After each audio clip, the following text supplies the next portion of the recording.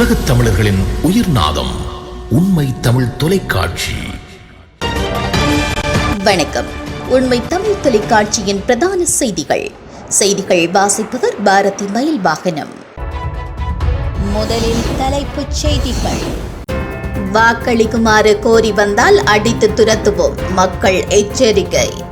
கொடூரமாக முச்சக்கர வண்டி சாரதி கழுத்தறுத்து படுகொலை, இன்று அரங்கேறிய சோகம்.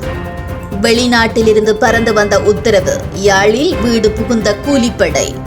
மாணவியை வன்புணர்விற்கு உட்படுத்திய ஆசிரியர், மூடி மறைத்து அதிபருக்கும் சிக்கல். ராஜஸ்தானில் மாணவன் மீது கத்தி குத்து, வெடித்தது கலவரம்.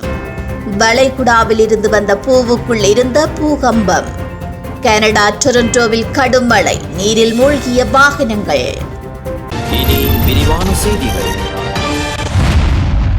எதிர்வரும் ஜனாதிபதி தேர்தலில் வாக்களிக்க கோரி கிராமத்திற்கு வருவோரை தாக்கப் போவதாக கிராம மக்கள் விளம்பரப்படுத்தியுள்ளனர். மாத்தளை, நாவல, அடவல கிராம மக்களே இவ்வாறு விளம்பரங்களை காட்சிப்படுத்தியுள்ளனர். பல வருடங்களாக தங்கள் கிராமத்திற்கு வந்த அரசியல்வாதிகள் அளித்த வாக்குறுதிகள் இதுவரை நிறைவேற்றவில்லை என்று கிராம மக்கள் கூறுகின்றனர். தங்கள் கிராமத்திற்கு செல்லும் சாலை வசதி, விவசாய நிலங்களில் உள்ள பிரச்சினை, போக்குவரத்து சிரமம் போன்ற காரணங்களால் இந்த தேர்தலில் தங்கள் கிராம மக்கள் வாக்களிப்பதை புறக்கணிப்பதாக கிராம மக்கள் கூறுகின்றனர். வாக்குறுதிகளை நிறைவேற்றாத அரசியல்வாதிகள் தங்கள் கிராமத்திற்கு வர வேண்டாம் என்றும், அவ்வாறு வந்தால் பதில் சொல்ல தயார் என்றும் கிராம மக்கள் எச்சரிக்கை விடுத்துள்ளனர். முச்சக்கர வண்டி சாரதியொருவர் இன்று காலை கழுத்தறுத்து படுகொலை செய்யப்பட்டுள்ளதாக போலீசார் தெரிவித்தனர். பத்திரமுல்லு அகுரேகொடு அருப்பட்டைய 10வது லேன் பகுதியில் இந்த கொடூர சம்பவம் இடம்பெற்றுள்ளது. இன்று காலை முச்சக்கர வண்டி பழுது பார்க்கும் நிலையத்திற்கு அருகில் குறித்த நபர் கழுத்தறுத்து கொல்லப்பட்டுள்ளதாக போலீசார் தெரிவித்தனர். உயிரிழந்தவர் 45 வயதுடைய முச்சக்கர வண்டி சாரதி என்றும், அவர் தொடர்பில் வேறு தகவல்கள் எதுவும் வெளியாகவில்லை என்றும் போலீசார் கூறுகின்றனர். இது தொடர்பாக சந்தேக நபர்களை கைது செய்ய தெலங்கம போலீசார் மேலதிக விசாரணைகளை மேற்கொண்டு வருகின்றனர். துபாயில் வசிக்கும் நபரிடம் பணம் பெற்று வெல்வெட்டித்துறை பகுதியில் உள்ள வீடொன்றின் மீது தாக்குதலை மேற்கொண்ட கூலிப்படையை சேர்ந்த 3 கைது செய்யப்பட்டுள்ளனர். யாழ்ப்பாணம் வெல்வெட்டித்துறை போலீஸ் நிலையத்திற்கு அருகில் உள்ள வீடொன்றினுள் கடந்த சில தினங்களுக்கு முன்னர் 2 மோட்டார் சைக்கிள்களில் வந்த 6 பேர் கொண்ட வன்முறை கும்பல் அத்துமீறி நுழைந்து வீட்டில் இருந்த உடைமைகளை சேதமாக்கிவிட்டு அங்கிருந்து தப்பிச் சென்றிருந்தனர். குறித்த சம்பவத்தில் சுமார் 3 லட்சம் ரூபாய்க்கும் அதிக பெறுமதியான பொருட்கள் சேதமாக்கப்பட்டிருந்ததாக பாதிக்கப்பட்ட தரப்பினர் வெல்வெட்டித்துறை போலீஸ் நிலையத்தில் முறைப்பாடு செய்தனர்.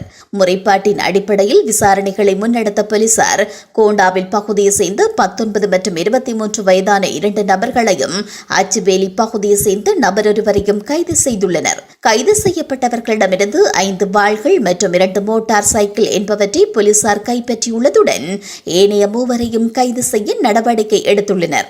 கைது செய்யப்பட்டுள்ள 3வரையும் வெல்வெட்டித்துறை போலீஸ் நிலையத்தில் தடுத்து வைத்து அதிகாரிகள் விசாரணைகளை மேற்கொண்டனர்.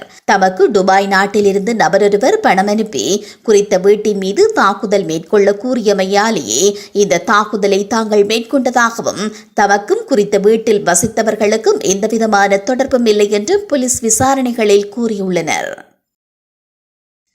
பாடசாலை மாணவியை பாலியல் வன்புணர்விற்கு உட்படுத்தியதாக கூறப்படும் பாடசாலை ஆசிரியர் ஒருவரும் இந்த சம்பவத்தை மூடி மறைத்ததாக குற்றம் சுமத்தப்பட்ட பாடசாலையின் பிரதி அதிபர் ஒருவரும் மகவெல போலீசாரினால் கைது செய்யப்பட்டுள்ளனர். போலீசாரின் அவசர இலக்கத்திற்கு கிடைத்த முறைப்பாட்டின் பிரகாரம் மகவெல போலீசார் மேற்கொண்ட விசாரணைகளை அடுத்து சந்தேக நபர்கள் இருவரும் கைது செய்யப்பட்டுள்ளதாக தெரிய வருகிறது.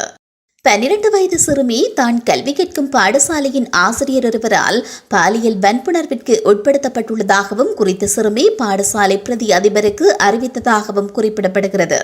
எவ்வாறாயினும் இந்த சம்பவம் தொடர்பில் எவரிடமும் கூற வேண்டாம் என்று பிரதி அதிபர் சிறுமியிடம் கூறியதாக போலீசாரின் விசாரணைகளில் தெரியவந்துள்ளது. இதனையடுத்து இந்த சம்பவத்துடன் தொடர்புடைய 51 வயதான ஆசிரியர் மற்றும் 49 வயதான பிரதி அதிபர் ஆகியோர் போலீசாரினால் கைது செய்யப்பட்டுள்ளதுடன் அவர்களுக்கு எதிராக சட்ட நடவடிக்கை எடுக்கப்படும் என்றும் போலீஸ் தலைமையகம் தெரிவித்துள்ளது. இதேவேளை தனமன்வில பகுதியில் பாடசாலை மாணவியொருவரை வன்புணர்விற்கு உட்படுத்தியதாக மாணவர்கள் மற்றும் பாடசாலை அதிபர், ஆசிரியர் ஆலோசகர் கைது செய்யப்பட்டிருந்தமை குறிப்பிடத்தக்கது. இந்தியா ராஜஸ்தான் மாநிலத்தில் உள்ள அரசு பாடசாலையில் கல்வி பயிலும் 10ஆம் தரம் மாணவன் சக மாணவனை கூறிய ஆயுதத்தினால் தாக்கிய சம்பவத்தை தொடர்ந்து அங்கு மதக்கலவரம் ஏற்பட்டுள்ளது. பாடசாலை உணவு இடைவேளையின் போது இரு மாணவர்களுக்கும் இடையில் முரண்பாடு ஏற்பட்ட போது இந்த தாக்குதல் மேற்கொள்ளப்பட்டுள்ளது. இதன்போது படுகாயமடைந்து 15 வயது இந்து மதத்தை சார்ந்த மாணவன் வைத்தியசாலையில் அனுமதிக்கப்பட்டுள்ளார். தாக்குதலை மேற்கொண்ட மாணவன் இஸ்லாமிய சமூகத்தை சேர்ந்தவர் என்பதால் அங்கு இரு தரப்பினருக்கும் இடையே மோதல்கள் ஏற்பட்டுள்ளதாக இந்திய ஊடகங்கள் செய்தி வெளியிட்டுள்ளன. இந்த நிலையில் கைது செய்யப்பட்ட மாணவனின் வீட்டை மாவட்ட நிர்வாகம் இடித்து தரைமட்டமாக்கியுள்ளது. அரசாங்கத்திற்கு சொந்தமான இடத்தில் வீடு கட்டப்பட்டுள்ளதால் வீடு இடிக்கப்பட்டதாக மாவட்ட நிர்வாகம் விளக்கம் அளித்துள்ளது. இதனையடுத்து கலவரம் மேலும் அதிகரித்துள்ளதாக தெரிய வருகிறது. இந்த நிலையில் உதய்பூரில் 144 தடை உத்தரவு பிறப்பிக்கப்பட்டதுடன் கலவரத்தை கட்டுப்படுத்த அதிகளவான போலீசார் கடமையில் ஈடுபடுத்தப்பட்டிருந்தமையும் குறிப்பிடத்தக்கது. செயற்கை பூக்களுக்குள் தங்கத்தை மறைத்து வைத்து குவைத்திலிருந்து கொச்சி விமானத்தில் கடத்திய பெண் கைது செய்யப்பட்டுள்ளார். நீண்ட காலமாகவே வளைகுடா நாடுகள் உள்ளிட்ட நாடுகளிலிருந்து கேரளா மாநிலத்தில் உள்ள விமான நிலையங்கள் வழியாக தங்கம் உள்ளிட்ட பொருட்களை கடத்தி வருகின்றனர். அவற்றை சோதனை செய்து சுங்கத்துறையினர் பறிமுதல் செய்கின்றனர். அந்த வகையில் குவைத்திலிருந்து கொச்சி நெடும்பசேரி விமானத்தில் தங்கம் கடத்தி வரப்படுவதாக சுங்கத்துறையினருக்கு தகவல் கிடைத்துள்ளது. இதன் அடிப்படையில் குறித்த விமானத்தில் வந்த பயணிகளை சுங்கத்துறையினர் சோதனை மேற்கொண்டனர். அப்போது ஒரு பெண்ணின் மீது சந்தேகம் ஏற்பட்டு அவரிடம் விசாரணை மேற்கொண்டனர். குறித்த பெண்ணிடமிருந்த பையில் செயற்கை பூக்கள் மற்றும் ஸ்க்ரூ டிரைவர்கள் இருந்தது. அவற்றை சோதனை செய்து பார்த்தபோது அதிர்ச்சி காத்திருந்தது. குறித்த செயற்கை பூக்களின் கைப்பிடியை தங்க கம்பிகளாக்கியும் அதனை இரும்பு நிற பொருட்களால் பூசியும் ஸ்க்ரூ டிரைவர்களில் கைப்பிடிக்குள் வைத்தும் கொண்டு வந்துள்ளார். 61 லட்சம் மதிப்பிலான 918 கிராம் தங்கம் கடத்தி வந்துள்ளார்.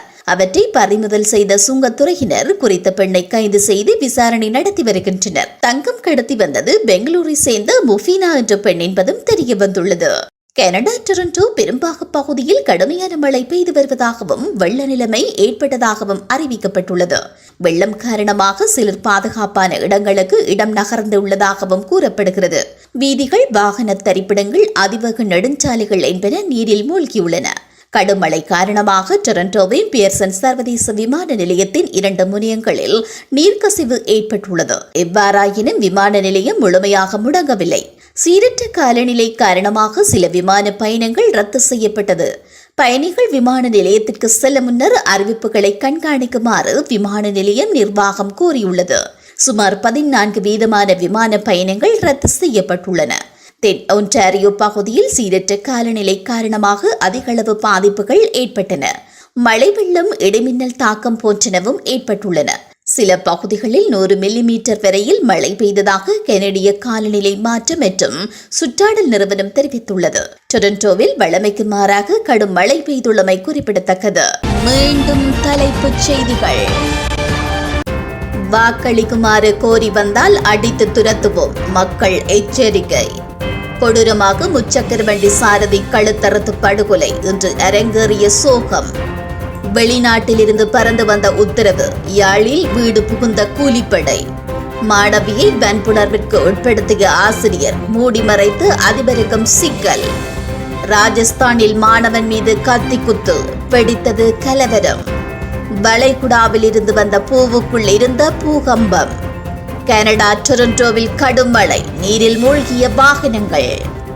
இத்துடன் இந்த செய்திகள் நிறைவடைகின்றன. மேலதிக செய்திகளை தெரிந்து கொள்ள உண்மை தமிழ் தொலைக்காட்சியோடு இணைந்திருங்கள். வணக்கம். உலகத் தமிழர்களின் உயிர்நாதம் உண்மை தமிழ் தொலைக்காட்சி.